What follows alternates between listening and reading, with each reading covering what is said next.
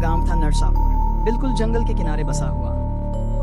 यहाँ के लोग सीधे साधे थे, पर एक चीज थी जो इस गांव को बाकी दुनिया से अलग करती थी। यहाँ हर साल किसी न किसी व्यक्ति की रहस्यमयी मौत हो जाती थी, और वह मौत हमेशा बारिश की पहली रात होती थी।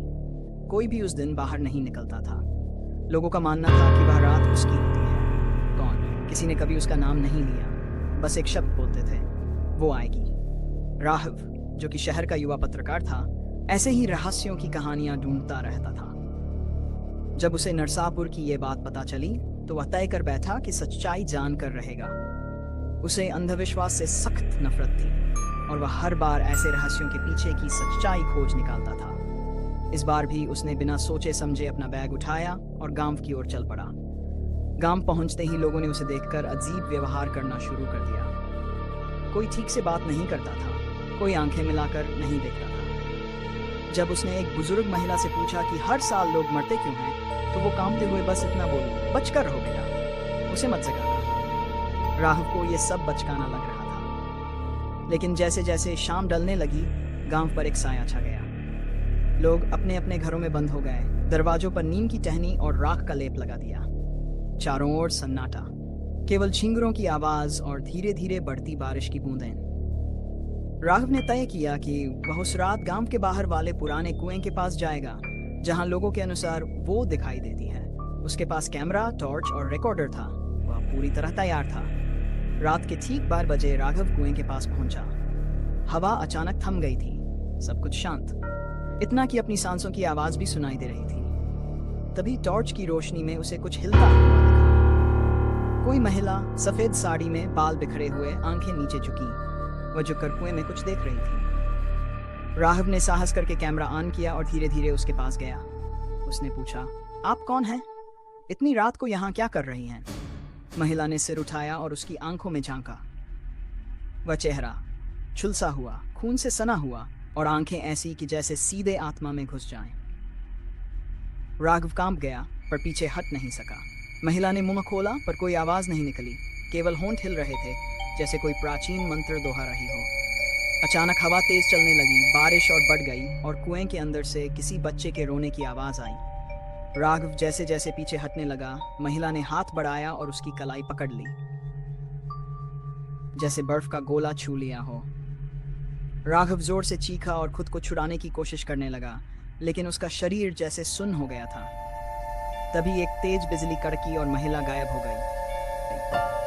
राघव बेहोश होकर गिर पड़ा। जब उसकी आंख खुली तो सुबह हो चुकी थी। गांव के कुछ लोग उसे ढूंढते हुए वहां पहुंचे थे। वे उसे घर लाए, पर अब उसकी आंखों में कुछ बदल चुका था। वह वही राघव नहीं था। अब उसकी आंखें हर वक्त शून्य में ताकती थी। वह कभी कभी अजीब भाषा में बड़बड़ाने लगता था, और सबसे अजीब बात, वह पानी से डरने लगा था। जब किसी ने उससे पूछा उस रात क्या हुआ, तो वह चुप रह जाता था, लेकिन रात में अक्सर नींद में चीखता था, उसने मुझे देखा, उसने मुझे छू लिया, वो अब मेरे अंदर है। गांव वालों ने उसे गांव से बाहर भेजने की कोशिश की, लेकिन हर बार कोई दुर्घटना हो जाती थी। कभी बस पलट जाती, कभी पुल टूट जाता। अब गांव में लोग मानने लगे कि वो अब केवल उस कुएं में नहीं, राघव के भीतर भी समा गई है। गांव का पुजारी, जो वर्षों से साधना कर रहा था, बोला, ये आत्मा केवल तंत्र से ही शांत हो सकती है, लेकिन अब देर हो चुकी है। जिस पर वो सवार हो जाए, उसे इस लोक से मुक्ति नहीं मिलती। राघव अब दिन में सोता और रात में जागता। कभी किसी के दरवाजे पर खड़ा मिलता, कभी गांव के बच्चों को डराता। एक रात गांव की एक लड़की गायब हो गई। अगले दिन उसका शव उसी कुएं में मिला जहां राघव बेहोश हुआ था। सब समझ चुके थे, कुछ भयानक घट चुका है। गांव में डर फैल चुका था। लोग अब राघव से दूर रहने लगे थे। बच्चे उसे डरते थे, बूढ़े उसे अपशकुन मानते थे, और जवान उसे पागल कहते थे। लेकिन राघव अब किसी की बात नहीं सुनता था। वह अकेले में बातें करता, अजीब निशान मिट्टी में बनाता, और कुएं के आसपास चक्कर लगाता रहता था। गांव का वातावरण अब सामान्य नहीं था। दिन में भी अंधेरा छाया रहता, जैसे सूरज इस गांव से रुठ गया हो। गांव की पंचायत ने एक रात बैठक की। तय हुआ कि राघव को एक तांत्रिक के पास भेजा जाएगा, जो पास के पहाड़ी इलाकों में रहता था। उसका नाम था अघोरनाथ। कहते हैं वो मृत आत्माओं से संवाद कर सकता था और जिन्नों को नियंत्रित कर सकता था। लेकिन गांव का सबसे बुरा आदमी धनराज बोला, अगर वो सच में राक्षसी आत्मा है तो उसे जगाने की भूल मत करना। ये तंत्र नहीं, त्याग मांगता है। फिर भी पंचायत ने 2 लोगों को राघव के साथ अघोरनाथ के पास भेजा। जैसे ही वे पहाड़ियों की तरफ बढ़े, हवाएं तेज हो गईं। एक जगह पर राघव अचानक रुक गया, आंखें ऊपर कर बड़बड़ाने लगा। उसका शरीर चटके खाने लगा। साथ चल रहे लोग घबरा गए, लेकिन जैसे तैसे उसे लेकर अघोरनाथ की कुटिया तक पहुंचे। अघोरनाथ ने राघव की आंखों में झांका, फिर बारी बारी से उसके हाथ पैर देखे। बोला, ये शरीर अब उसका आश्रय है।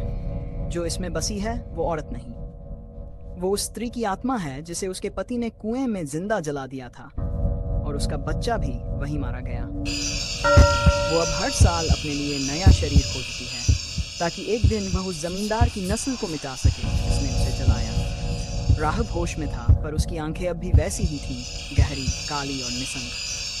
अघोरनाथ ने उसे एक त्रिकोणाकार तांत्रिक यंत्र पर बैठाया और पूजा शुरू की। दिए जलाए गए, धूप फैलाई गई और शंखनाद गूंजा। तभी हवा और तेज चलने लगी। आसमान में काले बादल मंडराने लगे।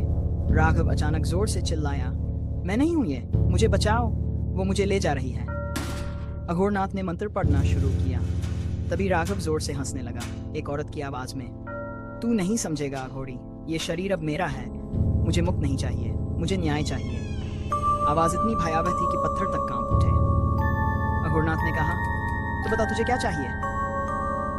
राघव की आंखें लाल हो गईं। उसी जमींदार की नस्ल का बलिदान, जब तक उसका खून इस जमीन पर नहीं गिरेगा, मैं मुक्त नहीं हो सकती। अघोरनाथ ने सच्चाई बताई। राघव उसी जमींदार की परनानी की 3री पीढ़ी का वंशज था। उसकी माँ की जड़ें नरसापुर से जुड़ी थी। वह यहाँ की बेटी थी जिसे शहर ले जाया गया था। अब आत्मा ने अपने बदले की आग राघव में समाकर पूरी करनी चाहिए। अघोरनाथ जानता था कि अगर आत्मा को बलिदान चाहिए तो राघव को बचाना असंभव है, लेकिन वो एक अंतिम यत्न करना चाहता था। उसने एक विशेष तंत्र विधान तैयार किया, जिसमें आत्मा को पुराने जमींदार की समाधि पर बुलाकर उससे संवाद किया जाए। रात को गांव के बाहर पुराने कब्रिस्तान में जमींदार की समाधि खुदवाई गई। वहां चारों ओर रक्षक यंत्र बनाए गए, मंत्रों से शुद्धिकरण किया गया और राघव को बीच में बैठाया गया। पूजा शुरू हुई। मंत्रोच्चारण के साथ राघव फिर कांपने लगा। उसकी पीठ से खून बहने लगा, जैसे कोई अदृश्य चाबुक उसे मार रहा हो। तभी एक छाया हवा में बननी शुरू हुई। सफेद साड़ी में वही औरत, जलते हुए बाल, फफोले भरा चेहरा और आंखों में भयानक क्रोध। वह समाधि के ऊपर खड़ी हो गई और चिल्लाई, वो मुझे यहीं जला गया था, अब मैं उसके वंश को वहीं भेजूंगी। अघोरनाथ ने कहा, तेरा बदला तुझे मिलेगा, लेकिन आत्मा को आत्मा से ही शांति मिल सकती है। उसके खून का एक बूंद काफी है, जान नहीं। और तभी उसने अपनी उंगली काटकर जमींदार की समाधि पर कुछ गिराया, अपना ही खून। सब चौंक गए। अघोरनाथ बोला, मैं ही वो वंश हूँ, मुझे ले ले। औरत कुछ पल शांत रही, फिर वह जोर से चिल्लाई और उसके साथ अघोरनाथ की देह जलने लगी। वह हंसती रही और फिर अचानक हवा में विलीन हो गई। राघव शांत हो गया, उसकी आंखें सामान्य हो गई। बारिश रुक गई, हवाएं थम गई, लेकिन कहानी वही खत्म नहीं हुई। अगले दिन